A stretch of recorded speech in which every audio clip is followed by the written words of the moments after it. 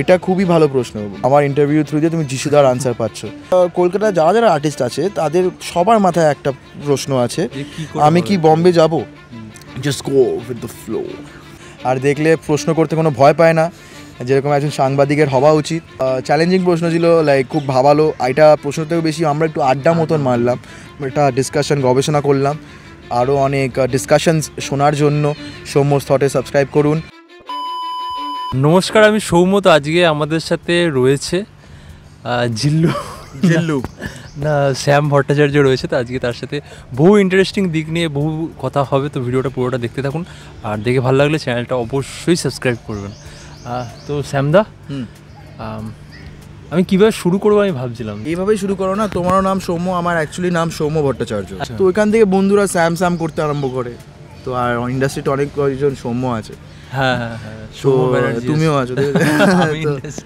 তো হ্যাঁ, অফকোর্স। তো তোমাদের থ্রু দিয়েই তো প্রমোশন হয় সব কিছু, তো তোমরাও পার। আচ্ছা, যেটা দিয়ে আমি শুরু করি সেটা হচ্ছে যে একটু হয়তো কন্ট্রোভার্সিয়াল হয়ে যাবে, যে তুমি একদম খাঁটি বাঙালি, টালিগঞ্জে কাজ করছো, সদ্য উদীয়মান তারকা, এরকম কিছু একটা বলা যেতে পারে। আচ্ছা, বেশ। তো বাংলা ছবি থেকে তোমার নাম হলো না, হলো ওপার বাংলা। তো বাংলাই তো ছবি। হ্যাঁ, মানে তো আমাদের, হ্যাঁ, ওপার এপার আর দেখছি না, বাংলা ছবি। কারণ শুটিং এখানে হয়েছে, কলকাতায়, বম্বেতে। তারপর আমাদের যে সব এডিরা ছিল, যে অ্যাসিস্ট্যান্ট ডিরেক্টর ছিল, তারা সব এইখানকার। তো এটা একটা মানে কালমিনেটিভ কাজ হয়েছে, কোলাবোরেশন করে একটা কাজ। এটা তো তুমি মানবে যে কোথাও কলকাতায় সেই জায়গাটা তুমি পেলে না। হ্যাঁ, মানে ওটা সব সময় মতো হবে। এখানে কাজ আমার বেশি দিন হয়নি। আমি 2022, 3 বছর, এই জুনে 3 বছর হবে। 2022 থেকে আমি শুরু করেছি। না, তুমি ধরো এইখানে যে কাজগুলো করলে, ধরো আমি সিরিয়াল ছেড়ে দিচ্ছি, সিরিয়ালটাই তোমায় ধরতে হবে। মানে রুটির জন্য সিরিয়াল লোকে করে, আমি সিরিয়ালটাকে এখানে রাখছি না। করতেও ভালো লাগে আমার, সব কিছু শেখা সিরিয়াল থেকে। আচ্ছা, আমার সিরিয়াল থেকে সব শেখা। আমি নাটক করেছি, মানে থিয়েটার করেছি, কিন্তু আমার ক্যামেরা শেখা সিরিয়াল থেকেই। মন মায়না আমার প্রথম যে প্রজেক্ট, ক্যামেরা কি হয়, লেন্স কি হয়, কোথায় আছি, কোথায় বেরোচ্ছি, কতটা কি করব, থিওরিতে আর কতটা করতে পারবে। তোমার প্র্যাকটিক্যাল তো কাজটা প্র্যাকটিক্যাল। মানে তুমি একটা ক্রিকেট খেলার সময় কতটা তুমি বই পড়ে জানতে পারবে, শেষমেশ তোমার মাঠে নেবে খেলতে হবে। তো সেই জায়গাটা সিরিয়ালের জন্যই পেয়েছি। আর আমি সিরিয়াল করতে খুবই, যদি ধরি সেন্টিমেন্টাল তুমি করেছো, মানে সেন্টিমেন্টালের ক্যারেক্টারটা কি, সেটা কি কোথাও বাংলাদেশে ওই কাজটা পেতে কি সুবিধা হয়েছে? না, তা আমি বলবো না, কারণ কি সেন্টিমেন্টাল ওরকমভাবে অতটা প্রচারিত হয়ে উঠতে পারেনি। কিন্তু খুবই ভালো ছবি ওর, কিন্তু ওই জায়গাটা মানে হাইলাইট মতন ওরকম হয়ে উঠতে পারেনি। মানে খুব উল্লেখযোগ্য কাজ হিসেবে আমরা সেন্টিমেন্টালকে ধরছি না। উল্লেখযোগ্য ধরা উচিত, কিন্তু ওই লেভেলে মানে পৌঁছায়নি। সেটার পিছনে অনেক কারণও আছে। আচ্ছা, তুমি এটা খুব ভালো একটা জায়গায় এসেই গেলে, যে ধরো লাস্ট ইয়ার থেকেই তো আমরা একটা কোথাও কমার্শিয়াল ছবি হওয়ার একটা স্টার্ট হয়েছে। অঙ্কুশ করেছে, তোমার ইয়াসও করেছে সেন্টিমেন্টাল, আবার ইয়াস দেখলাম এখন ফ্যামিলি ড্রামায় ঢুকে পড়েছে। তো আমি বলতে চাইছি যে সেখানে সব ছবি সাকসেসফুল হলো না, মানে সেখানে দেখা গেলো দেবের খাদানটাই একমাত্র মানে ক্লিক করে গেল। তো তোমার কি মনে হয়, মানে তুমি তো কাজ করেছো এবং তুমি খুব কাছ থেকে তোমার দাদা খাদানে অভিনয় করেছে, কোন এক্স ফ্যাক্টরটার জন্য এই বিষয়গুলো হয়েছে? একটা ছবি করার পর, ছবিটা ভালো করার পর, এডিট করার পর, পোস্ট প্রোডাকশনস করার পর, সব কিছু করার পরও একটা স্টেজ আছে যেখানে ছবিটা মানে মানুষদের কাছে গিয়ে পৌঁছানো দরকার, পৌঁছায়। তো সেটার জন্য ডিস্ট্রিবিউটার্স, হল, তারপরে সব কিছু হয়ে যাওয়ার পর ওটিটি আছে। তো সেইখানে একটা মানে আরও সেটা প্রমোশনের জন্য দিয়ে সেটা অনেকভাবে অ্যাপ্রোচ করা যায়। তারপরে আসে আর একটা ফ্যাক্টর, যেটা হচ্ছে দর্শককে টেনে আনা। দর্শক তো নিজে থেকে একটা পার্সেন্টেজ আসবে, আর একটা পার্সেন্টেজকে হচ্ছে টেনে আনা।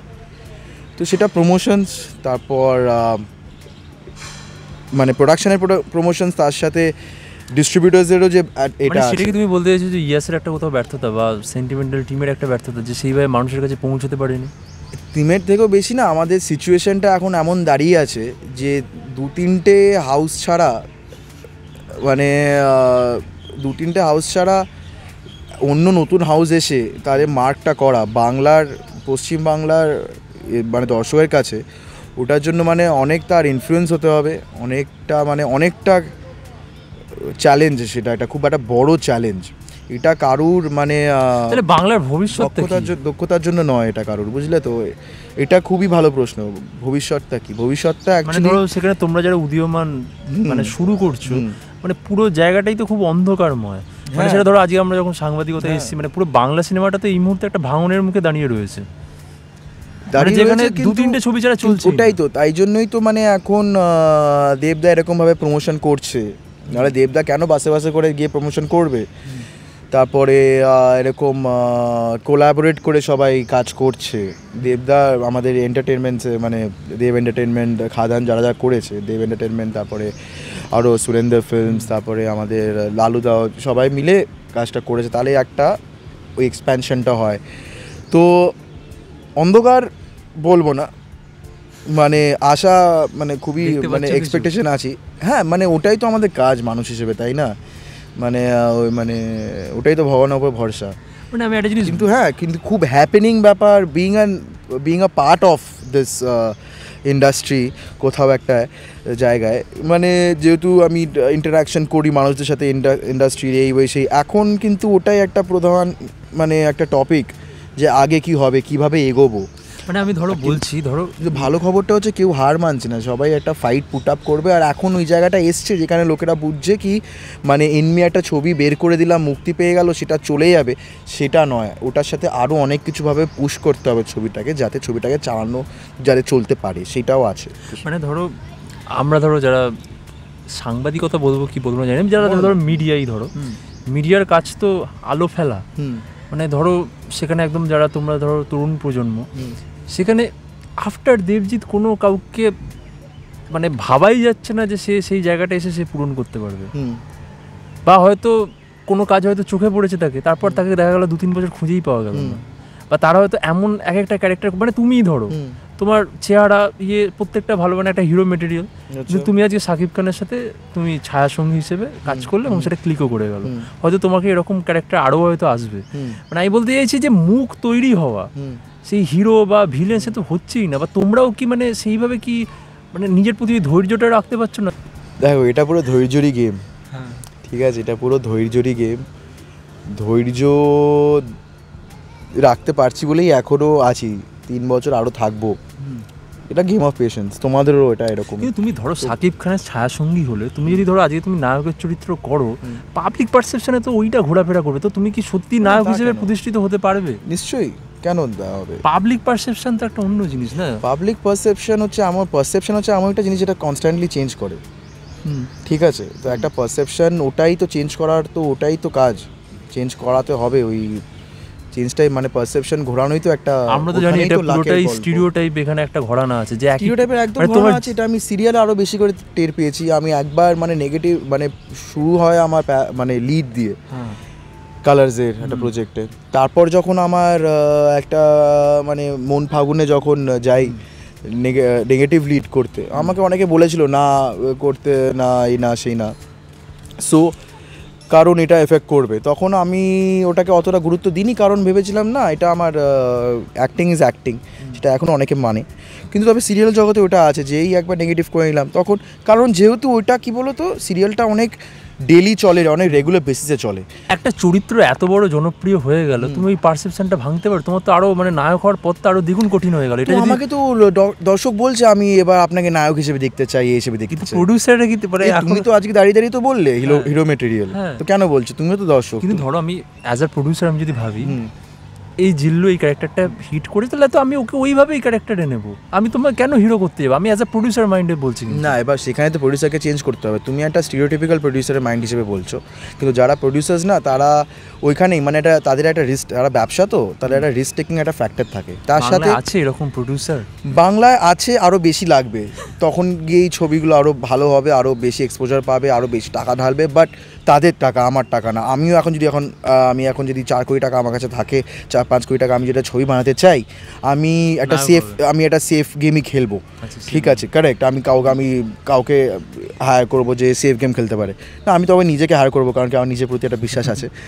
মানে অনেকে তো ওটা সেই খুব ওই অ্যানিমালের সাথে তুলনা, হ্যাঁ অ্যানিমালের সাথে এবার রণবীর কাপুর করছে, কারণ এখন দেখো এখন খুব ফাস্ট হাতে সবার ফোন আছে, সবাই অনেক কিছু না, এতটা সারাক্ষণ ধরে দেখছে। মানে তুমি, আমি দেখছিলাম যে এটা অনেকে তোমাকে প্রশ্ন করেছে, তুমি বলছে যে ডিরেক্টরও বলেছে যে এটা অ্যানিমালের একটা ইন্সপিরেশন রয়েছে। আমি বলতে চাইছি ইন্সপিরেশন রয়েছে খুব ভালো কথা, তো কিন্তু এত হুবহু মিল কেন? মানে এবার তোমার একটা লোক গিয়ে 100 জনকে মারছে, সেটা তোমার অ্যানিমালে দেখিয়েছে, অ্যানিমাল একটা হিট মুভি, সেটা যখন অন্য একটা বাংলা ছবিতে দেখানো হবে, আর যেখানে তোমার ক্যারেক্টারটা মানে এক রকমের ইনফ্লুয়েন্সিয়াল, মানে বড়, তার বাবা মা, লুক, রক্ত সবই তো সিমিলার। তো রক্ত তো একই থাকবে, রক্ত কি নীল হয়ে যাবে? রক্ত গড়াচ্ছে, তার তো রক্ত গড়াবে না, রক্ত দাঁড়িয়ে থাকবে না। এগুলো তো তোমার, এগুলো আমাদেরও, এটাতে আমাদেরও ব্যাপার আছে। এটা আমরা যেহেতু অ্যানিমালটা আগে দেখেছি, তারপরে এটা দেখার পর মনে হবে ও এটা তো ওইখানেও দেখেছি। গলা কাটছে, রক্ত এসে মুখে লাগছে, সেটা তো একই, সেটা তো একটা ব্যাপার। বেশি সাদৃশ্য হয়ে গেলে তো লোকে কথা বলবেই না, লোকে কথা বলবে, সে বলুক লোকে, সেটা তো ওপিনিয়ন, সে তো রাইট আছে লোকেদের কথা বলা। সেটা তুমি আজকে বলছো, সেটাতে আমি কি মানে খারাপ মনে করবো নাকি? একদমই না, সেটা তোমার রাইট, সেটা তোমার মনে হতে পারে, আমারও মনে হতে পারে, কিন্তু শেষ তোমার করতে মনে হয়েছিল কি যে ক্যারেক্টার ছবিটা একটু অ্যানিমাল ঘেঁষা? হ্যাঁ, সেটা আমরা সবাই ডিসকাসও করতাম, আমরা অ্যানিমালে গান চালিয়েও শুটিং করেছি ফিল নেওয়ার জন্য, করার জন্য, সেসব কি আছে আমাদের। এটা একটা মানে উনি হৃদয় ভাই প্রচণ্ডভাবে অ্যানিমাল মুভিটা ওনার ভালো লেগেছে, তো তাই জন্য এক্স্যাক্ট কপি বানিয়েছে, কপি করেছে, একদমই না। হ্যাঁ, এক্স্যাক্ট হয় না কি তো। তারপরে ওনার ওটা গল্পটা তো ওনার নিজের, গল্পটা ওনার নিজের, আইডিয়া ওনার নিজের, গান টান সব নিজের, লেখা নিজের, কীভাবে ব্যাপারটা স্টোরিটা নাভাবে এক্সিকিউট করবে সেটা নিজের, সেটা করতে করতে তাই জন্য তো মানুষটি নিজে বলেওছেন। তো এটা একটা খুবই সিম্পল ব্যাপার। তুমি আজকে একটা ব্ল্যাক অ্যান্ড হোয়াইট মুভি বানালে তোমার শিন্ডার্স লিস্ট মাথায় আসবেই, কিছু করার নেই তোমার ওটা। তুমি জেলে মুভি বানালে তোমার শশাঙ্ক রিডেম্পশন, তোমার একটা ওইসব তুমি নেবেই কিছু না কিছু। তোমার দাদা এবং তুমি দুজনে ইন্ডাস্ট্রিতে কাজ করছো, আমার একটা জিনিস মনে হয় যখন এরকম দুজনেই কাজ করে, ধরো টালিগঞ্জে আরও এক্সাম্পল নেওয়া গেলে হচ্ছে অর্জুন চক্রবর্তী, গৌরব চক্রবর্তী, আমার একটু অবাক লাগে যে আমি ওদের মধ্যে খুব একটা ফারাক খুঁজে পাই না। মানে না পাওয়ারও কারণ আছে, যে কিছু জিনগত কিছু কারণ থাকে, মানে কথা বলা, তাদের দেহ আকৃতি, এটা অসুবিধা হয় না? মানে তোমার দাদা তো একটু দেখতে গেলে, বলতে গেলে একটু বেশি হয়তো হালকা, আমার থেকে অনেক ভালো দেখতে দাদা। না জনপ্রিয়তার দিক দিয়ে। ও হ্যাঁ, অবভিয়াসলি আমি তো দাদাকে দেখেই আসলাম এখানে না। আমার দাদা ছোট মানে 8 বছর বয়স থেকে হি ইজ ফিক্সড, কেউ অ্যাক্টিং করবে, হিরো হবো, এই হবো। তো এটা মানে তখন তো আমিও, মানে ও খুব ভালো অ্যাক্টিংও করে, তো আমরা সবাই একসাথে থিয়েটার করেছি পাড়ায়, স্কুলে। তো দাদা always had that x factor. আমি ওর ফ্যান, মানে ও যেভাবে নাচে, যেভাবে অ্যাক্টিং করে, আমি ওর ফ্যান। বাট ইয়েস, কয়েকটা সিমিলারিটিস যখন, তাই জন্য কিন্তু আমি ওটাই ভয় পাই যখন আমি ওর মাঝে মাঝে কয়েকটা সিন দেখি না, তারপর আমার মনে হয় এই বাবা এখানটাতে এরকম, বা আমি আমার কোনো প্লেব্যাক দেখছি মনিটরে, আমি বলছি এটা দাদার মতন হয়ে গেছে। তাই জন্য ওটা সিরিয়ালে আরও বেশি করে হয়, কারণ যেহেতু সিরিয়ালে তোমার শুটিংয়ের প্রসেসটা মানে সিমিলার, সব প্রজেক্টেই তোমার খুব বেশি পার্থক্য নেই, তো সেটা অনেক বেশি করে হয়। তবে এটা তো এবার তবে ফ্যান্সদের মতামত যেটা, সেটা একদম আমাদেরকে আলাদা আলাদা করে দেখে, কারণ কি আমরাও নিজেদেরকে আলাদা আলাদা করে দেখি। তো ওইটা যদি তুমি, কিন্তু কিছু সাদৃশ্য তো থেকেই সেটা পাবেই, যতদূর জানি সেম সিবলিং একটা ইয়ে থেকে, জিনগত। হ্যাঁ, তো আমার অনেক জায়গায় সিমিলার ফেসেস, মানে সিমিলার দেখতে মনে হয়, কিন্তু অবশ্য আমি একদম সিমিলারিটি খুঁজে পাই না দাদা আর আমার লুকসের মধ্যে। নেই, বাট কথা বলা একটু আদব কায়দা, হ্যাঁ আদারওয়াইজ কথা বলাতে আছে, বাট আমাদের অ্যাপ্রোচিং অফ দ্য ক্যারেক্টারেও থাকতে পারে, যেহেতু আমরা খুব পিঠোপিঠি, আমরা একসাথেই বড় হয়েছি। ওই ধরো ভিলেন গোছের ক্যারেক্টারই না ওটা তো আসছে বলে করছি। তো হিরোর জায়গা নেওয়া আছে, তো ভিলেনটা খালি আছে। আর একজন খুব আমাকে বলেছিল, একজন খুব is a brother, is also an actor, in fact Yazdai বলেছে always bat for the weaker team. So কারণ ওইখান দিয়েই তোমার হাইলাইটটা আশা করি ওখান দিয়েই বোধহয় হয়। আর কি মনে হয় যে মানে বাংলা ছবিতে নতুন মুখ আসছে না কেন? নতুন মুখ আসছে না কারণ এই যে ধরো আইপিএল এর বৈভব সূর্যবংশী, যে 14 বছরের ছেলে চলে এসছে, তাকে দেখে আরো 1000টা ছেলে আসবে, এইভাবেই তো একটা মাধ্যম বেঁচে থাকে। সেখানে বাংলা ছবির তো মানে ডুবন্ত অবস্থা। আইপিএলটা দেখো কি হচ্ছে, আইপিএলটা বছরের পর বছর বেড়েই যাচ্ছে, তার বাজেট বাড়ছে, তার এক্সপোজার বাড়ছে, নতুন প্লেয়ার আসছে, লেভেলটা বাড়ছে।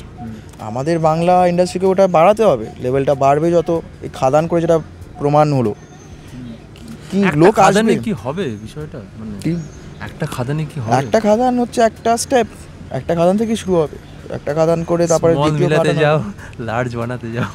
হ্যাঁ না কি কথা হিন্দিতে কথাটা আছে না, বুন বুন সে সাগর বানতা হয়।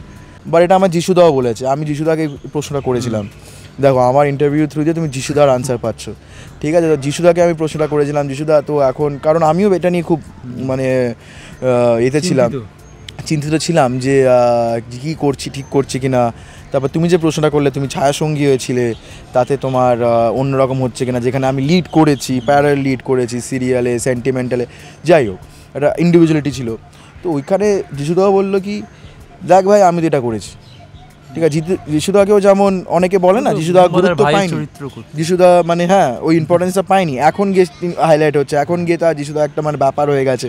তো কারণ বম্বেতে কাজ করার পর, তামিলে সাউথে কাজ করার পর, মানে তারপর সে হাইলাইটেড হচ্ছে। তো ওইখানে একটা জায়গা আছে যেখানে মানে রিস্ক নিতে হবে প্রডিউসার্সদের, নতুন নতুন ট্যালেন্টস নিয়ে, তাহলেই সে হাইলাইট হবে।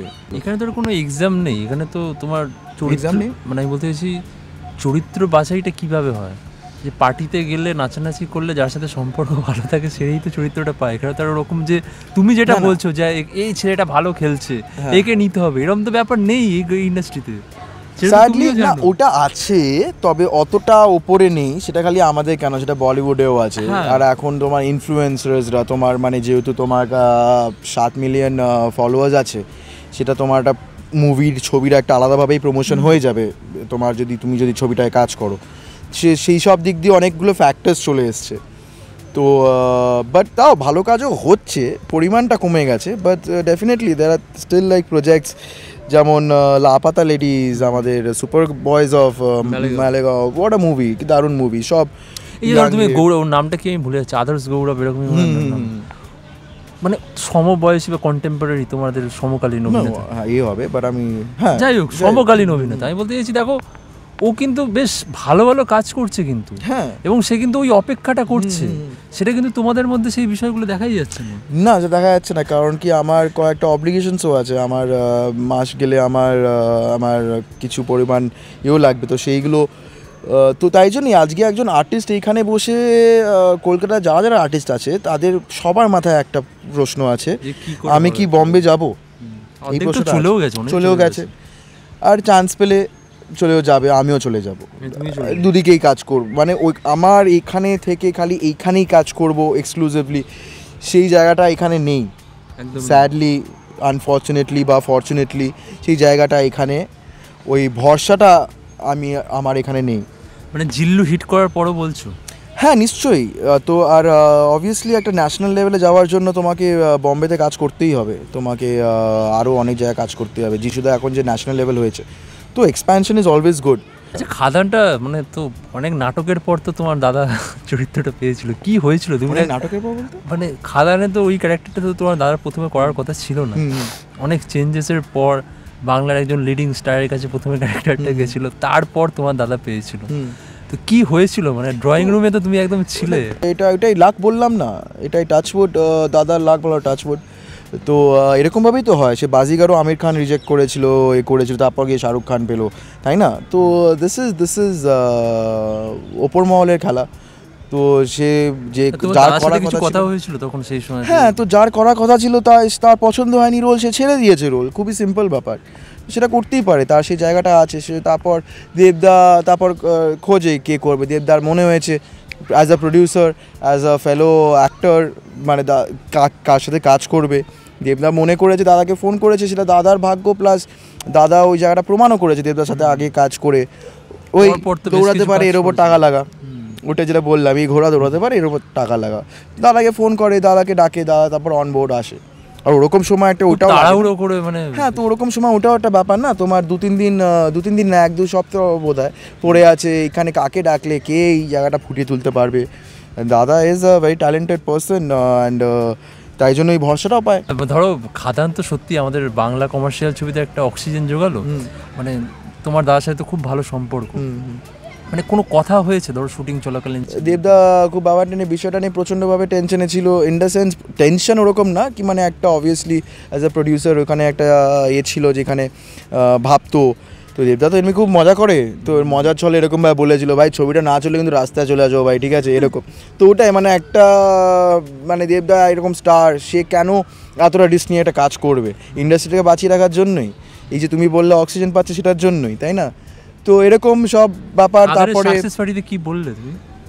দেবদাকে কি বলবো, দেবদাকে বললাম কাজ দাও, কাজ করতে চাই দেবদা, আমি আসি।